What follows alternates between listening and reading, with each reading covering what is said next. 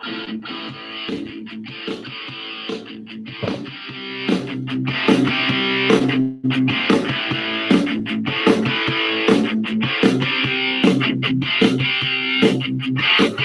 everybody. I'm Mike. This is Budget Guns and Gear Reviews, and you are listening to The Right of the People, where we use the first to defend the second every Friday night at 7 p.m. Eastern. So uncover your keyboards and fire up your fingers. Time to join the conversation.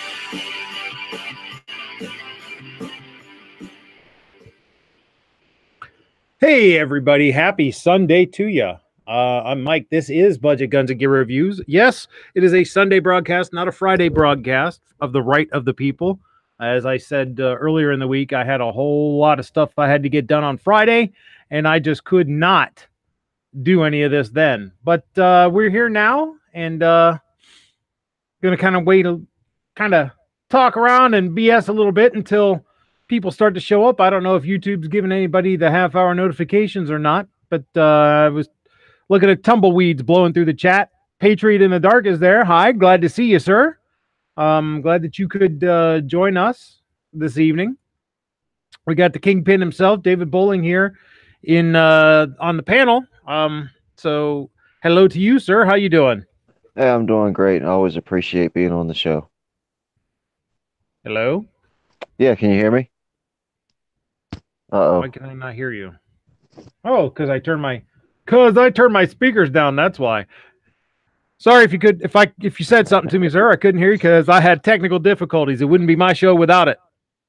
Yeah, I was just saying, appreciate being on the show. I'm doing good, man. Oh, good. I'm glad to hear it. Psycho316 is out in the chat on the YouTube side. How you doing, sir? Let's see. Well, I assume you're a sir. You could be a lady. I don't know. Well, he's got 58 genders according to Facebook to choose from. Oh, well, okay. I don't know what the proper pronoun is then for someone whose gender you don't know, so I will just default to sir. I am a dinosaur like that, I guess. Me too. And of course, many a person has said I should go extinct like the dinosaurs too, so yeah. Ganji, how you doing? Tier Talk Corrections 1. Glad you could join us tonight. Had a wonderful experience at work last night. Came into an intake in process and went to address the two Utes who were being very, very disruptive and threatening my staff, etc. So I went in to talk to one of them and explain the lay of the land to him, and he slapped me in the face. Fear not, justice was dispensed immediately, and when I was done and told him to lay there on the floor until I told him to move, he laid there for 20 minutes until I came back. So, yeah, he learned exactly what he needed. Psycho316 says there are only 3 genders, male, female, and attack helicopter. And he says he's a meat popsicle who is male. Awesome. Awesome. Real quick, when a inmate puts their hands on you, do you have any legal recourse, or is that just through like your job? Like you don't have any citizen legal recourse to? I absolutely do. Just because I am a CO doesn't mean I give up my rights as a citizen. I can file charges if I so choose. Last night I didn't because, well, he did what he did and he got what he got, and that was the end of it as far as I was concerned. So, you know, he was already facing a bunch of felonies, and in my past experience, when they add an assaulting a CO to it, that's usually the one they drop. So I wasn't even going to bother with the damn paperwork. Yeah, that makes sense. Yeah. He, instant natural consequences happened. No. That's the way it used to work. Like I used to kid around and say that the best sexual harassment cure was older brother and dad. Yeah. You know, if you mess with my sister, my dad and my older brother were on you, you know, and yeah. nobody messed with my sister. Well, you know, it's unfortunate that nowadays kids have the feeling that they can do what they want, when they want, how they want, to who they want. and there's nothing going to happen. There's no consequence for it. And, back when I was 14, there was no way I would have hit a full-grown man. Number one, I wouldn't have been talking the crap that this kid was talking. You don't, you show respect for your elders. Even if you were doing something wrong, you still didn't go to that point where you would tell a full-grown man, not let alone an authority figure, what you were going to do, and then make threats and then carry out those threats. You just didn't do that. But anymore, hell, even 17 years ago when I started in this business, that just didn't happen. Maybe once in a very great while, you'd get the hardcore kid who would do something like that. But nowadays, it's nothing. They don't care. Well, and they're the same kids you just brought up. Do whatever you want, whenever you want, to whoever you want, as long as you're not doing it to them. Yeah. Because then it's a problem when you do something to them. It's, oh my gosh. Yeah, then the indignation starts, and it's dogs and cats living together and all that crap. And again, in the neighborhood I lived in when I was a kid, if one of my neighbors said, hey, stop doing that, or hey, get off my lawn, or something like that, like gave me a direct order for a reason, if my father and my mother found out about that, I was in trouble. Yeah. Oh, yeah. I mean, I remember back, if you did something wrong, you'd get a whopping from it from the neighbor, and then when you got home and mom and dad heard about it, you get your ass whipped for them too. Absolutely. Yeah, that's how it used to be, but not anymore. Now, poor poopsikins can't do any wrong. Mad Sexy says he was told to bring up his favorite gun shop to me for review. It's Alquist Arms in Turlock, California. Never heard of them, so I can't review anything.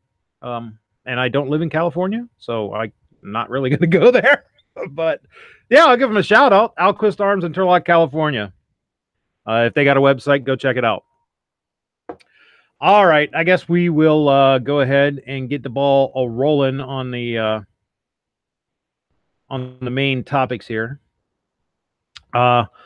Excuse me, please. Heading up the lineup today is a something that's probably going to come as no surprise to pretty much anybody, but Jamie Lee Curtis joins the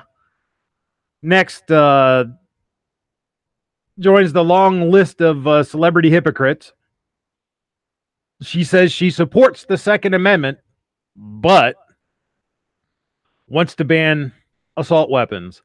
Actress and gun control proponent Jamie Lee Curtis defended her use of guns in the upcoming Halloween film by claiming to be pro-Second Amendment, then pushed an assault weapons ban and a training and licensing requirement for gun owners. Curtis told USA Today, I fully support the Bill of Rights. And that's where the whole thing should have stopped, but it didn't. She added a but there. And I fully support the Second Amendment and have absolutely no problem with people owning firearms if they've been trained, licensed, the background check has been conducted, a pause button has been pushed to give time for that process to take place. And they have to renew their license just like we do with automobiles, which are weapons also. Curtis did not explain how rights can be licensed, nor did she elaborate on how government acquires the authority to regulate that which was purposely placed outside the government's purview when listed in the Bill of Rights. Remember, the last four words of the Second Amendment, which Night Strike could tell you at high volume, shall not be infringed. Those four words carry the same message as the opening five words of the First Amendment. Congress shall make no law. Nevertheless, Curtis also said she wants assault weapons, aka commonly owned semi-automatic firearms, to be banned too. On March 24, 2018, Curtis tweeted support for the gun control activists taking part in the March for Our Lives. From her tweet, she says, heroes everywhere, cowards too. We all have a choice how we will participate, not just marching. Daily doings and actions of love and brotherhood and sisterhood and humanhood.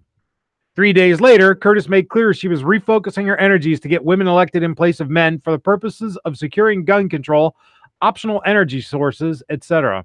Yet despite her support for bans on commonly owned semi-automatic firearms and bump stocks, as well as pushing a training licensing requirement for gun owners, Curtis uses guns in the new Halloween film and actually defends using them by explaining that if her gun control views crossed over into her characters, she would not be able to get a job.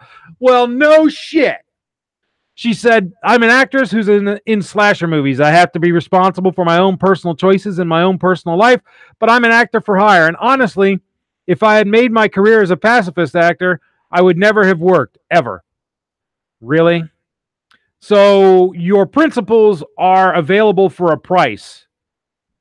Gee, Jamie, you know what we call that? You know, it's funny. When the almighty dollar calls, their principles go out the frickin' window. She could have stopped right there when she said, I'm an actress and my talents are for sale. I could respect that. If the Sure. actors would come out, if she would have come out and said, I hate guns, but get a grip, everybody, this movie's make believe, then that's actually a decent argument instead of coming up with this, I'm a pro gun supporter and da da da. That's why I do slasher movies. No, just say you're an actress who makes make believe. Well, and that's it. If she had at least come out and said that and left it at that, that's one thing. But then she adds I support the Second Amendment, but you can't fully support anything and put tons of conditions and restrictions on it. It's just that kind of disingenuous garbage is what irritates me with this whole thing. Mad Sexy says, after I hear someone is anti-gun, I have a hard time watching their movies or listening to them babbling. Yeah, that's absolutely right. I love The Godfather, but man, I can't watch Godfather Part 2 anymore. I can't watch, I can't watch Heat. I can't watch any of these movies that De Niro is in because of his idiocy, which sucks. How I used to be a tremendous fan of Stephen King till I found out his politics, and then nope, can't read any of his stuff. I have a very difficult time separating the actor from their product, and maybe that's just stupidity on my part, probably is, but there it is. They're all such hypocrites is the problem. Like Quentin Tarantino has used violence and racism to make himself a multimillionaire, but he's as big of SJW as you can find. Yeah. People like Michael Moore crying out for socialism while he lives in his multiple mansions and has all the money that he could ever want. It's just the hypocrisy of it is just disgusting. And I don't get how people follow the lead of these people and hold them up on a pedestal as someone to be listened to without grasping the hypocrisy of it. That's and I think that's the whole problem I always have had with liberalism and liberals in general is the good enough for me but not for thee attitude that they seem to have, that they're the only ones that can decide what soda they want to have, or they want to tell you what how much salt you can put on your meal, or what size pop you can buy, or any of that crap. Well, when you watch, it's like a Dinesh D'Souza video or, a Ben Shapiro video, when they're at one of these speeches and they do the question and answer, it's inevitable in almost every one of those question and answer sections. And I'll just go ahead and put it out there, some white privileged kid, whose mom and dad are paying for his, mega expensive college, will stand up and start espousing socialism. And Dinesh or Ben will ask him straight up, well, why don't you give up your seat? Right now, while you're standing here, give up your seat to somebody else. And they never, ever do. Like you said, it's good for them to come take stuff from you to give to other people. What did Margaret Thatcher say? Socialism is great until you run out of other people's money. Yeah, exactly.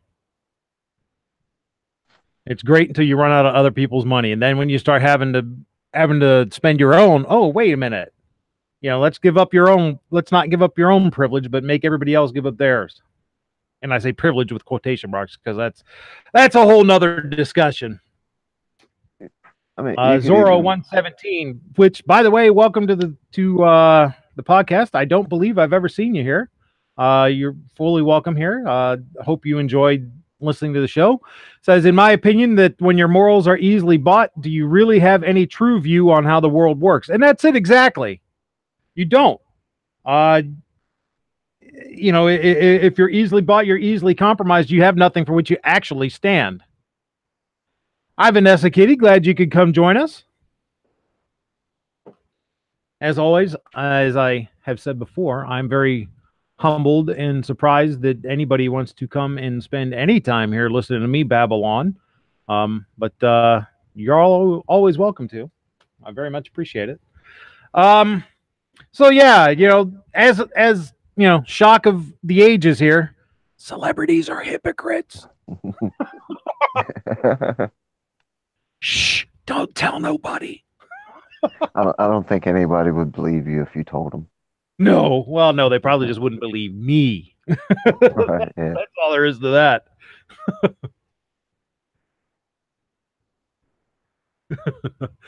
All right, the next piece I want to go on. A while back with this ballot initiative that's being pushed in Washington, the Washington State Supreme Court completely ignored their state's constitution and ruled against the Second Amendment Foundation and the NRA in their lawsuit to have it not included on the ballot. Well, Washington state courts are still treading all over the Second Amendment and our gun rights, which, surprise, surprise, is Washington, right?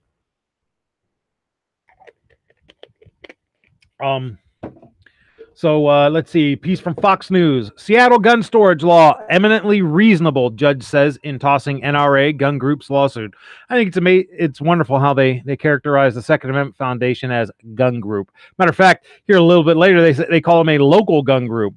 A Seattle judge on Friday dismissed a lawsuit filed by the National Rifle Association and a local gun rights group against a law that will require gun owners to lock up their firearms when not carrying or using them. King County Superior Court Judge Barbara Lind tossed the suit after the city argued that the plaintiffs lacked standing because the group because the group could encourage its members to practice safe storage and that the law hadn't even taken effect yet, the Seattle Times reported. It seems the NRA jumped the gun in filing their lawsuit against this eminently reasonable legislation meant to protect children and the vulnerable, Seattle City Attorney Pete Holmes said in a statement. Alan Gottlieb, president of the Bellevue, Washington-based Second Amendment Foundation, who filed the suit with the NRA, suggested they would appeal the decision. It is frustrating when judges refuse to address the merits of a case and duck by saying the law has not yet in effect and plaintiffs have not proven that they will be arrested if they violate the law, Gottlieb said in an email. We will continue this litigation and force a judge to rule that the law is illegal. The NRA did not immediately respond to a request for comment Sunday morning. The storage law is set to take effect in February. A gun owner can be fined up to $500 if a firearm is not locked up. The fines jump up to $10,000 if someone uses the firearm to commit a crime. Two Seattle residents, Omar Abdul Alim and Michael Thing, filed the lawsuit almost immediately after Mayor Jenny Durkin signed the law. They claimed the storage requirement violated Washington state law and cited a fear of home invasions for wanting to keep their firearms unlocked. The dispute comes as voters will decide on a statewide gun control measure that includes a more stringent storage provision. So there you go. The anti-gun judges will be anti-gun judges, period. I'm sorry? Or was that on your end, David? Oh, it must have been on my end. Oh, okay. It's like, wait, really? We got a lady on the panel? I didn't know.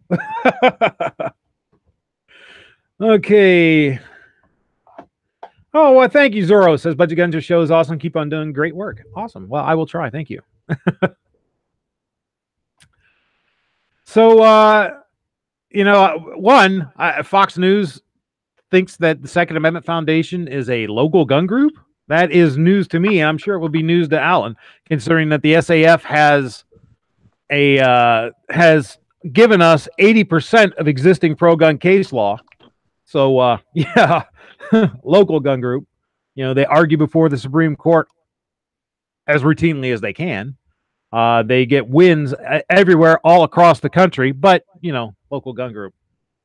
Speaking of Second Amendment Foundation, here's where I'm going to give a plug and sort of a commercial. You guys need to help them out. If you can at all afford it, you know, it's like $15 a year to be a member, $150 to be a life member, which I am. You know, even if you can just send them like $5, everything that you can. They are constantly in the trenches fighting for your gun rights everywhere, all the time, 24/7, 365. They are truly a no compromise organization. Now, they don't go at it from the legislative side. They fight legislation through litigation. In other words, they take it to the courts. And I think that's where we are ultimately going to win this battle. So give them some cash whenever you can. Atypical Jake says 1639 worries me. Seems like the medical waiver and other provisions only come into play if you purchase pistols or semi-auto rifles. So I ordered 2 AR-10 lowers and a PS90 receiver just in case. Yeah, no kidding. Get it now while you can. But then again, there's no guarantee that they won't you know, try to kick this can, not kick this can, but try and go further along with it and take everything you have. I mean, that ultimately that's what they're going to do. So, well, that's what they're going to try. That's the importance of paying attention to your statewide. I'm getting an echo. Here, let me turn this down just a hair. All right, go ahead. Yeah. Okay, cool. Yeah, that's why it's so important to pay attention to your statewide politics, because federal law is very hard to change. You know, like banning the Second Amendment would be an extensive process for them to remove the Second Amendment, you know, federally. But your state laws, they're a lot easier to change. They come and go, and you know, the states can do whatever they want and just wait and see what the federal government says about it. So it's real important, especially coming up here in November. Go out and vote.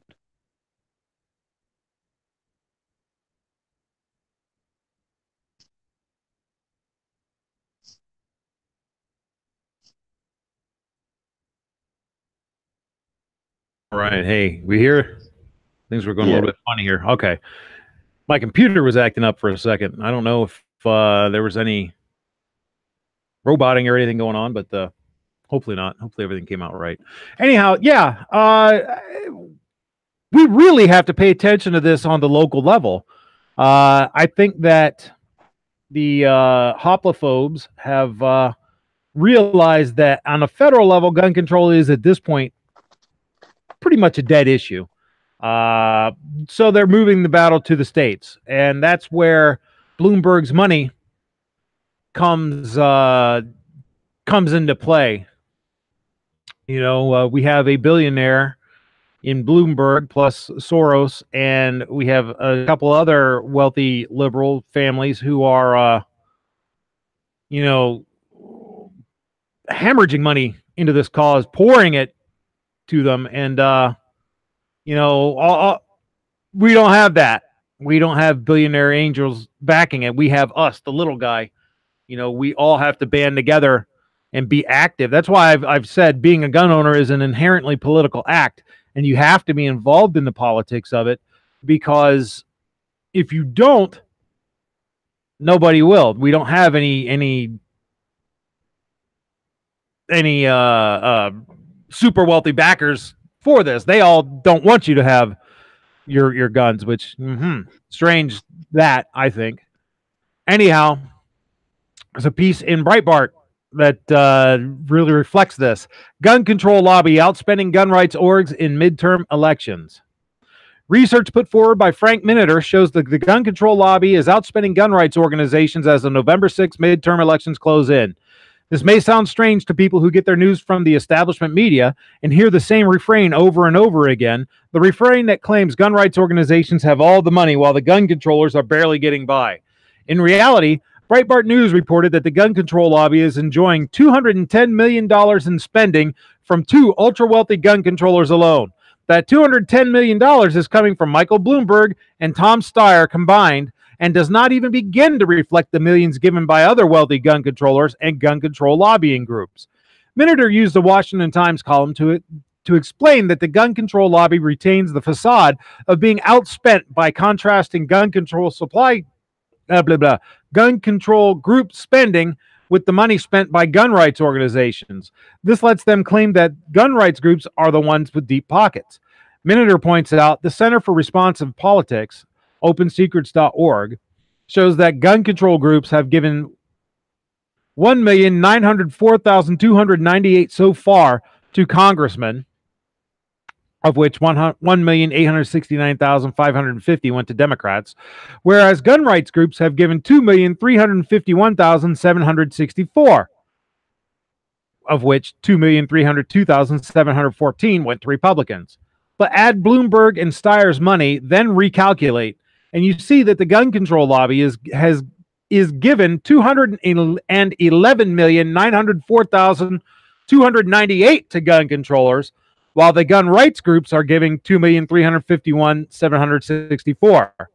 That gives the gun control lobby an advantage of $209,552,534.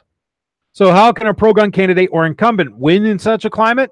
Miniter says it's not that hard because passion is more effective than money. He writes, voters, not war chests of money, are the true power in the gun rights community. There are now more than 100 million Americans who legally own guns in the U.S. More than 18 million of these Americans now have permits to carry concealed firearms. That's not counting the many who carry concealed in the 10 states that don't require permits. Gun owners belong to sportsmen's clubs, to shooting clubs, and associations such as the NRA. These active people tend to vote their freedom, making them a constituency to fear in many swing states and districts. November 6th is fast approaching, and the Democrats are already talking about the gun controls they will push if gun owners fail to show up and vote in defense of the Second Amendment.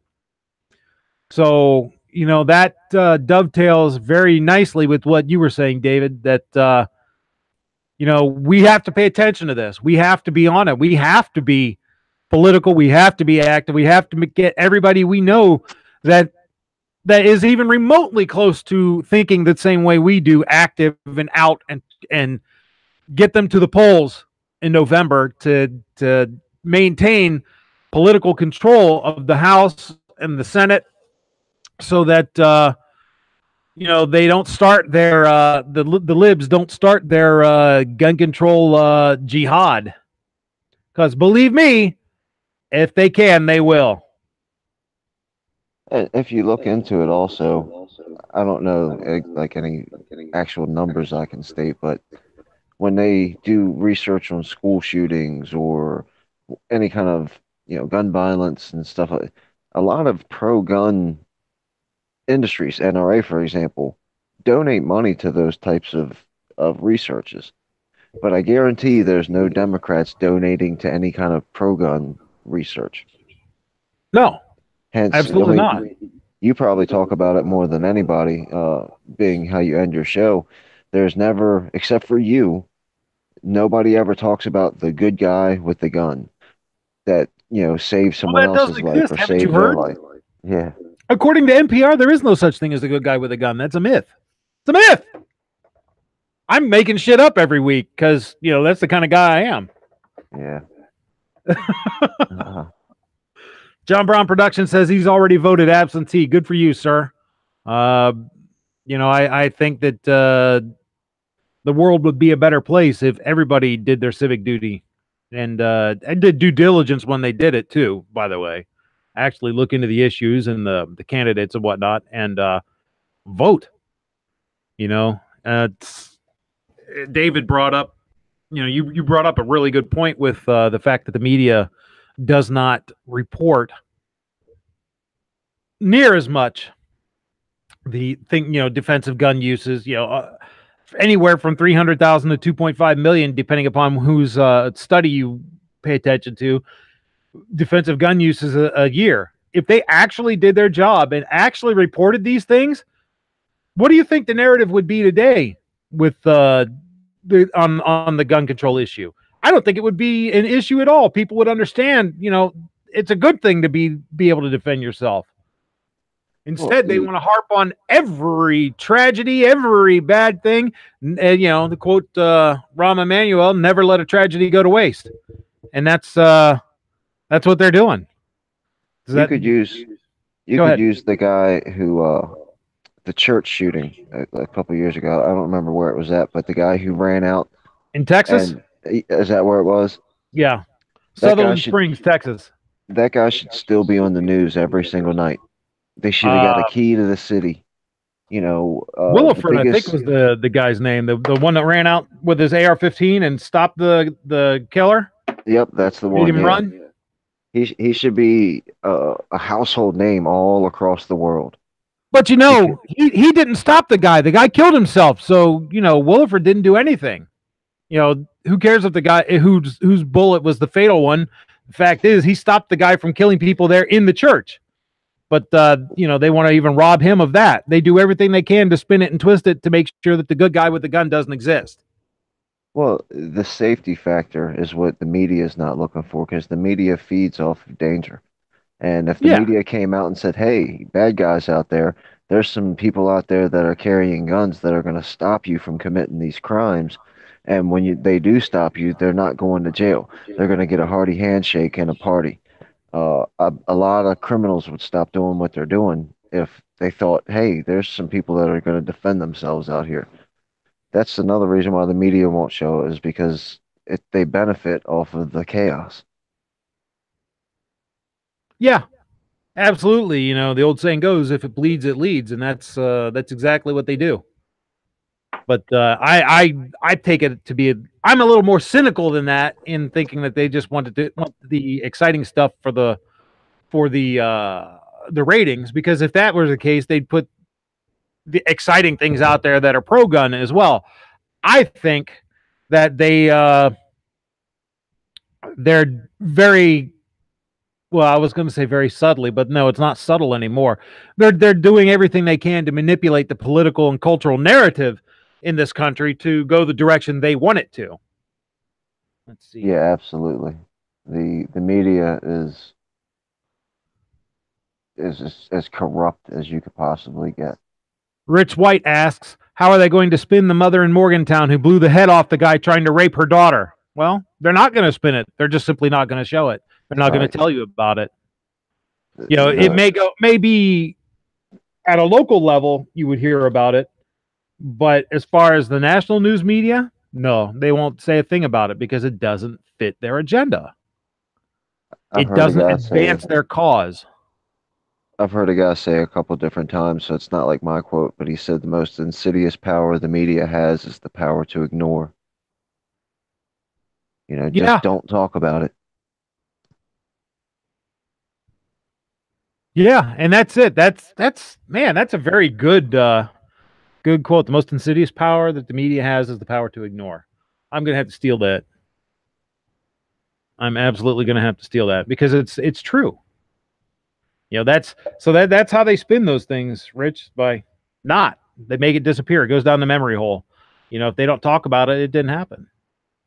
And that's what I mean by controlling the narrative and framing the discussion on gun control, framing the discussion on our culture, framing, you know, the way that people look at things by controlling the flow of information. Rich White, hey, thanks, man, for stopping by. I appreciate it. He says he's got to go get ready for his show at 8 p.m. on the Unloaded Media channel later, folks. So when I'm done, make sure you guys go over there and watch Rich. You know, he's got a good show going, and give him your views. Zorro says news media spits out fear, and when the people live in fear, every little thing, then population will trade freedoms for security, and the rich and powerful stay in power. Absolutely right. Why do you think they're spending hundreds of millions of dollars to try and deny you your right to defend yourself? Because they know that if you're armed, you can resist what plans they have for you. You know, you're an armed citizen is a free citizen, and that is a fact. You can only be subjugated if you choose to be. And if you look at just use CNN for example, their ratings have tanked. I mean, they were like one of the lowest rated shows on cable television. Yet they still have all these highly paid anchors every day of the week coming on. Any other 20 years ago, 10 years ago, any business on the planet, if McDonald's across the street from your house sold 1 million burgers a day and then all of a sudden only sold 100 burgers a day, that store would be closed. Business is business. So why is CNN still on the air with all these $1 million anchors if they've Because got it's no not about ratings? money. It's not about Exactly. making money. It never has been. It's about controlling the narrative. Absolutely.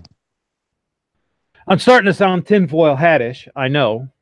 Maybe I need to put another layer on, but you know, See, that's what I honestly believe. I don't think it's tinfoil hat. And I've been a lot more comfortable saying lately, all of them. Each and every single Democrat in elected office in the United States is 100% corrupt. And I'll gladly debate anybody in a nice, calm debate that would like to change my mind. If you look at any Democrat policy, I can't support not one of them. And I don't care if I sound like a tinfoil hat guy and, oh, hashtag not all. No, hashtag all. And 99% of the Republicans, this government is not on our side. And like I said before, I'm not a anarchist. I believe in government. I believe in the Constitution as it was written. And I think if we followed the Constitution in the way the founding fathers set it up, we'd have a lot better country.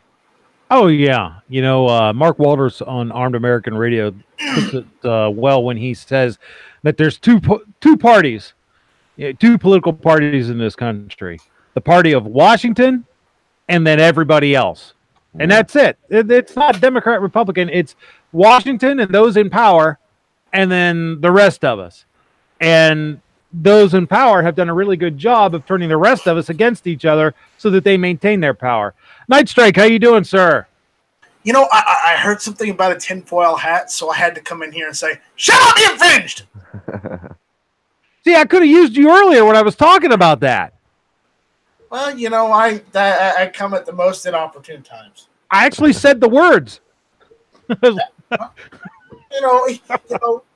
You're just doing free publicity for me. That's all it is. That's what I did too. I even mentioned your name. That's how I knew you would appear. You're like Beetlejuice. Well, you have to say "shall not be infringed" like 6 times. Yeah. Again. I don't want to get copyrighted or infringed. Yeah. Well, speaking of the importance of the elections and getting out there to make sure that these people do not resume power. 6 ways Nancy Pelosi aims to take away firearms freedoms. House Minority Leader Nancy Pelosi, Democrat, California, believes securing gun control is more important than continuing to win elections, and she supports numerous controls that she will undoubtedly pursue if Democrats gain control of the House. The Washington Times reported that Pelosi reacted to the February 14, 2018 Parkland High School shooting by stressing that securing more gun control is a higher priority than winning the next election. Excuse me. In other words, she expressed willingness to trade her political career for the opportunity to restrict Americans' Second Amendment rights. Here are 6 gun controls Pelosi is certain to pursue if Democrats take control of Congress. This is from Breitbart, by the way. The assault weapons ban. Pelosi wants to ban commonly owned semi-automatic rifles. On March 4th, 2018, Politico indicated that banning such firearms is part of Pelosi's long-range goals. In the wake of the Parkland High School shooting, she told rabid gun controllers in the Democrat Party that an assault weapons ban might take longer to secure than other gun controls. Universal background checks. Pelosi wants universal background checks, which is leftist speak for outlawing private gun sales and criminalizing a neighbor who sells a gun to a lifelong neighbor without first getting government permission. And Pelosi will not be deterred by reality. For example, she pushed background checks in the wake of the Parkland High School shooting, even though the Parkland gunman passed a background check to acquire his rifle. Dropping national reciprocity push. Roll call reported that Pelosi and her fellow Democrats also responded to the Parkland High School shooting by trying to remove the push for national concealed carry reciprocity. They did this even though concealed carry had absolutely nothing to do with Parkland. In fact, Parkland was a gun-free zone, so individuals were not able to carry for self-defense even if they had a concealed carry permit. If Pelosi supported dropping national reciprocity legislation over a rifle attack that had nothing to do with concealed carry, she will support dropping it over anything. Dropping the Hearing Protection Act. Following the October 1st, 2017 Las Vegas shooting. Obviously, they're going to drop that. Come on, you're not saying anything. We don't know what the result is going to be. I'm sorry. I don't mean to interrupt you, but the writing is already on the fucking wall. I mean, hell, you don't need to be psychic to know what the answer is going to be. Oh yeah, they'll try to do all this shit. The dropping the Hearing Protection Act. I'm sorry, I just had to say something. It's okay. It's okay. But let's see. She already called for that legislation to be dropped, which would remove suppressors from the NFA, the National Firearms Act of 1934. Even despite the fact that suppressors were not used in the Las Vegas attack. But again, it goes back to Rahm Emanuel's strategy of never letting a tragedy go to waste. Of course, the quote-unquote armor-piercing ammunition controls. She pushed that following Las Vegas. Which, those controls would have done absolutely nothing to prevent the shooting, but, who cares on that? And of course, gun confiscation laws, masquerading as the extreme risk protection orders, the so-called red flag laws. Ironically, the laws have proven impotent. The June 28, 2018 shooting on the Annapolis Capital Gazette still happened, and the August 26, 2018 shooting at the Jacksonville Landing still occurred, but Pelosi is pushing the confiscatory laws anyway. And as it regards to the Santa Fe High School shooting, that come and use someone else's firearms, so confiscatory laws would have been powerless against him. Really, all of this is just stepping stones anyway towards what they really want, which is complete and total ban on all firearms. They don't want any civilian ownership, period. So, they just know that they can't get it in one fell swoop. They have to eat that elephant one bite at a time. They're just trying to basically restrict it to the point where, hey, only they can have them, but you can't. Well, it's the extreme arrogance. And you hear it all the time when they talk about socialism hasn't been done right, because they think they're the ones with the key. They think that they're the smartest, best people, and they know how to make everybody happy. The arrogance is just disgusting. They know better than you, you foolish plebe. No, what I'm concerned about is, okay, so let's say the blue wave wet dream happens, okay? And yes, I'm going to use those words, and yes, they may trigger people, and get the too sad, too bad, get over it, But the fact is, if they do get it, their blue wave in, and they do start doing all this, how long do we wait? How long do we honestly wait before we rise up as individuals, as a group, and say, no, stop? What? Are we going to have to go protest? Or, well, at this point, hey, they're the only protesters that get what they want. Even if we go protest, nothing will happen. So, at that point, what do we do? If they get those laws in, you're looking at another civil war. I'm sorry. It's just how it's going to be. That's how it's going to be, because I will not stand for another assault weapons ban. And there should be no fucking reason why the rifles I have, which are all semi-auto anyways, none of them can fire full automatic. Why I should have to be restricted because some asshole in his fucking high horse says I should. Because he's got armed security 24/7. Because they know better than you. No, he don't know shit. That's my point. They know better than you. You're nothing but a plebe. They're millionaires. Come on. That's the problem too. Commoner. Use Portland, for example. The Portland mayor and even Baltimore, but the Baltimore mayor had told the police to stand down, let those people riot. Now, Night Strike brought up a point. If we, the 2A activist people, decided to go to Annapolis, I'll just use my state, Annapolis, Maryland, and have a peaceful protest, the police, the police presence would be overwhelming. There would not be a such thing as let them protest. There would be such high levels of security there. that's once again going back to the hypocrisy of these politicians that we've allowed to run our country. We've got a lot of work to do. There's going to be a lot in blue wave, red wave, whatever you think about. The reality of it is this is going to take years and years of voting to fix. And what I was getting at Calaveras is 32 special. The tactical pickle himself says, "Wow, just walked into a pissed off blue dress." well, it's better than being a moldy pickle. You might want to get that pickle checked out. That's all I'm going to say. Quite honestly, the point is we can go and riot and make noises out there and protest like the other side does. We'll have twice as much security, and quite honestly, we'll be living in a police state because of all those laws they want to put in place. And the fact is, if we don't stand up as a group, as a people, and say no more, then guess what? You might as well unfurl the red carpet. Put a mat all over yourself on the floor and let them walk all over you. Because the only way they understand that their laws are unpopular and not wanted is if, quite honestly, an active conflict happens, and one that happens on their front door. Unfortunately, you have to understand that we have to do everything we can to avoid that. A civil war this time around would not be. No matter what, it's going to happen, regardless of whether we do it or the other side. It would not be. No, they're already halfway doing it right now. It would not be all nice and polite like the last one, and I say that kind of facetiously, but kind of not too, because in comparison to how the last Civil War went, this would be horrible gutter fight. Tied together with knives type of thing. This would be horrible bad because it's not a geographical thing.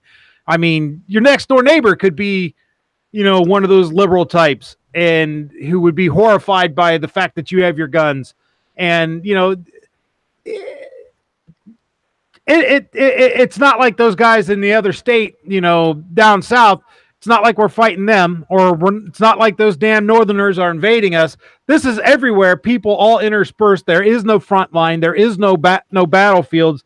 It's horrible. Everybody, neighbor against neighbor, friend against friend, probably even brother against brother. But you have to realize that the Democrats have already a lot of the leftists and those that say they're in the Democratic Party have already come out and said on national television that the repeal of the Second Amendment is their end goal. They have already said that. And that's why I say we have to do everything we can to keep it from getting to that point. We have to get out there. We have to vote. We have to make noise while we still can. While, our democracy is upheld by the soapbox, the ballot box, and then unfortunately, as a last resort, the cartridge box. Action before it's too late and we cannot take action. What's that? At what point do we do all that, and then if nothing happens, when do we take action? I don't know. When it's too late? Wiser men than me don't know.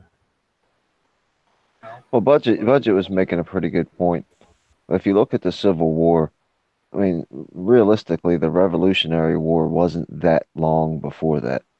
So the whole nation was still kind of on a war front. Now it's a completely different deal. And like Budget was saying, in your neighborhood, you might know one of your neighbors that you could get together with and team up. And then you've got to find other people dispersed all over your county and then all over your state, then all over the eastern seaboard.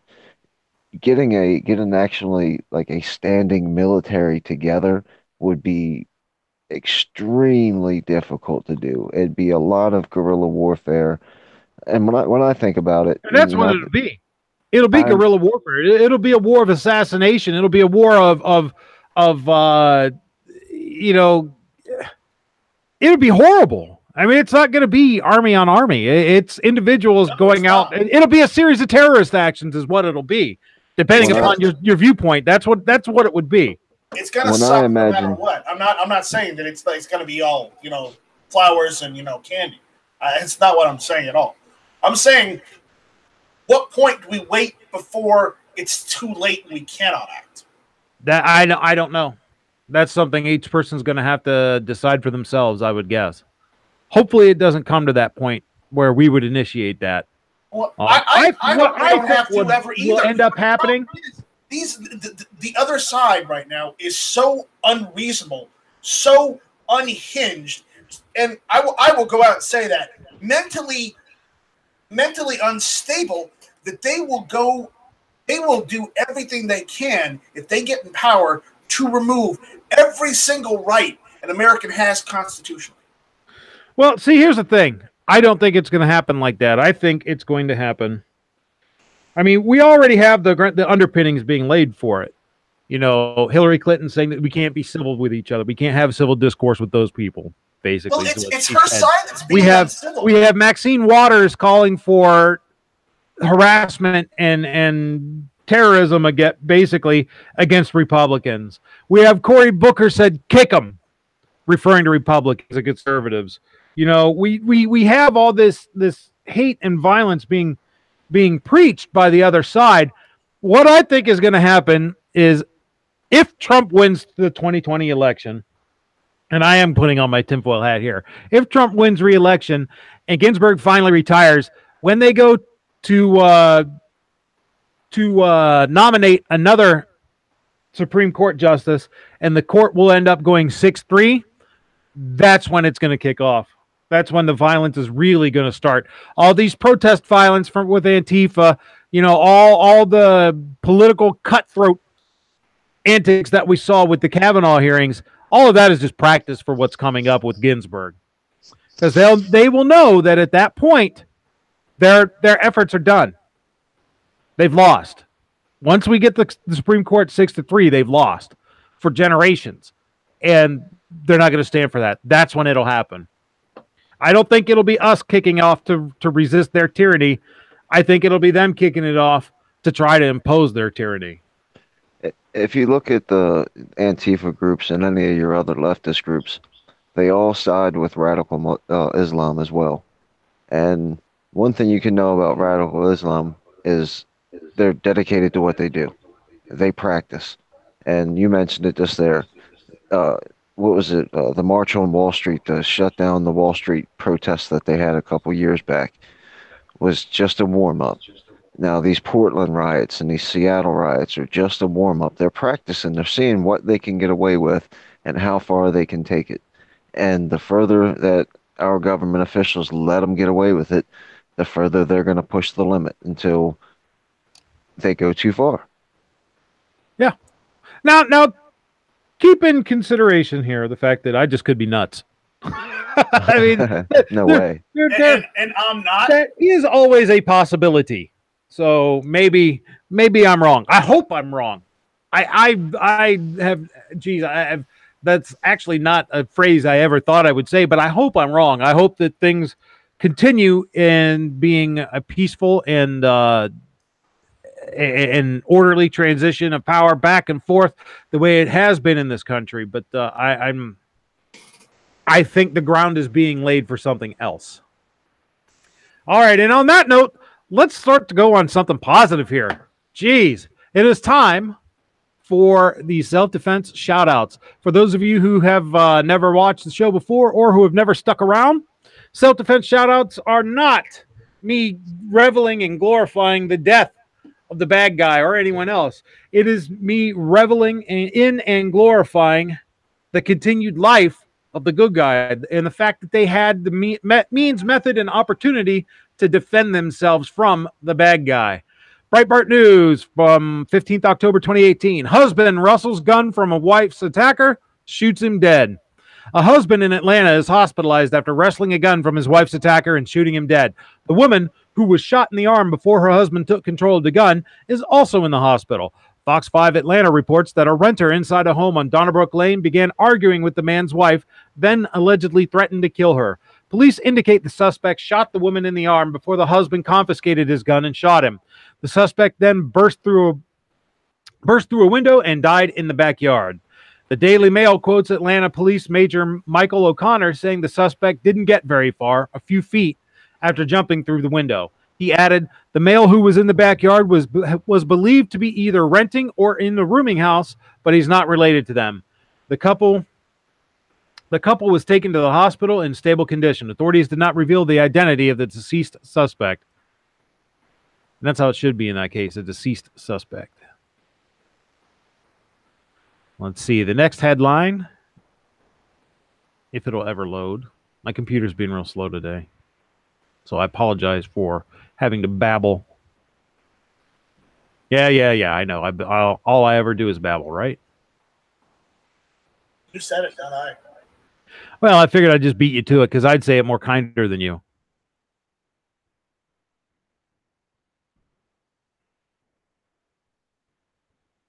John Brown Production says, does nobody remember liberal riots before the 1968 election? I mean, yeah, John, in theory, as an academic exercise, I remember that, but I wasn't born then, so no, I don't actually remember that. That's why it's not exactly in the forefront of my mind when talking about political unrest. You are absolutely right to bring it up, though. It's not like it hasn't happened before. I just think it's going to be worse. Daughter shoots, kills suspect to save her 70-year-old mother. A woman in Bonner County, Idaho, shot and killed a suspect who was allegedly attacking her and her 70-year-old mother. The Bonner County Daily Bee reports that police received a disturbance call around 5:15 p.m. Friday. This is from October 17th. They arrived to find the bystanders administering life-saving procedures on Joshua Matthew Cole of Spirit Lake. Deputies and EMS also tried to save 39-year-old Cole's life, but were not successful. Details of the alleged attack are scant, but the Spokesman Review reports that the 41-year-old daughter shot Cole with a handgun in defense of herself and her mother.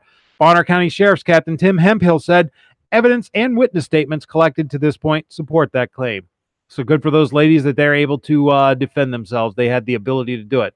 But, you know, the good guy with a gun does not exist. That's a myth, according to NPR. Well, look at the source. I mean, you know, according to who? Yeah. And finally, but not least, from October 18th, 2018, armed neighbor intervenes, kills suspect allegedly assaulting mother and young daughter. An armed neighbor in Clarksville, Indiana. God dang, come on. In Clarksville, Indiana, intervened Tuesday night and killed a man who was allegedly assaulting a mother and her daughter. Wave 3 reports that the incident occurred at approximately 10 p.m. Police indicate a man was allegedly beating a woman and her young daughter when a neighbor attempted to break up the fight. The neighbor approached the alleged attacker at gunpoint and ordered him to stop. The attacker complied for a time, then allegedly attempted to attack the neighbor, at which point the neighbor shot him dead. According to WDRB, Clarksville Police Chief Mark Palmer indicates that witnesses said the suspect had battered the young daughter and that he was allegedly kicking and beating the woman when the neighbor stepped in. Clark County Prosecutor Jeremy Mull said, based upon what we learned last night, I'm of the belief that it was self-defense, that it was justified under the law, and therefore there was no arrest made in the case. In a case where an individual was acting violently and had just violently assaulted a child and a defenseless lady. Due to the neighbor's intervention, the assault was terminated, and this individual was ultimately killed in an act of self-defense. So there you have it. 3 cases of the good guy with the gun stopping the bad guy with a gun, despite what the media would have you think. Again, you're surprised. Oh, no. No, I'm not surprised at all. I do this every week. I'm not trying to be an ass or anything. I'm just saying you're surprised by what? Yeah, Nothing. I'd like to see. I'm just pointing it out because the media is not going to, so someone has to, right? Well, obviously, yeah. Where are the feminist groups right there? Saying, hey, look, this guy was abusing women and somebody did the right thing and stepped in to help. Nowhere, because it doesn't fit the socialist agenda. They're off trying to gin up outrage against people who actually didn't do anything. All right. And on that note, it's time to roll up the sidewalks and pull the shutters. As always, I'm glad that you guys stopped in to join me. Kingpin, if there's anything you'd like to plug, please feel free to do so. And you guys can check out my channel if you like. Don't forget to like, share, and subscribe. Budget Guns and Gears Review, and check out guntube.org. Outstanding. Night Strike, any words of wisdom? Shut up, Infringed! Awesome. You need to start warning people who might be wearing headphones or something about that. Well, get over it. You're going to perforate their eardrums, man. Hashtag get over it. I wear earplugs or earbuds, and I find it exhilarating. The new hip sayings, I'm going to include the hashtags. Hashtag get over it. All right. Well, and on that note, I'm going to say thank you to everybody who stopped in the chat. I, as always, am pleased and humbled that you've decided to spend time listening to me babble on. Patriot says, good chill. And by the way, where's your blind challenge video? I have not had a whole lot of time to do anything much, but I will see if I can get one out this week. Let's see. If he can find someone to work on GunTube for me. The Pickle says, if anyone is listening to this and didn't expect that, they deserve the ear damage. Yeah, very true. Very true. But unless they're a first-time listener, if they're a first-time listener, they may not understand the specialness, which is Night Strike. But at any rate... Hey, now, that's kind of low. What? I said specialness, not special ed. I mean, come on. You're the one that went there. Anyway, I'd like to thank everybody for stopping by, both on the panel and in the chat. As I said earlier in the show, now more than ever, we need to stay on our elected representatives, and even more now, our friends and neighbors, family, get everyone and anyone we can that thinks even slightly like us to get out there and vote in November so that we don't lose the House, so that we don't lose the Senate, so that they can't block a replacement for Ginsburg if and when it happens. The absolute most important thing to come of Donald Trump's presidency is going to be the Supreme Court appointments. And we have to make sure that, the next one coming up gets done by someone who will appoint a pro-Second Amendment judge. That's the only way we're going to secure our rights. The other side will continue to do everything they can. They will pour millions upon hundreds of millions of dollars into trying to strip you of your rights. And the only thing that we have is our grassroots efforts and the Supreme Court. So, keep at it, folks. Never, ever, ever give up the fight.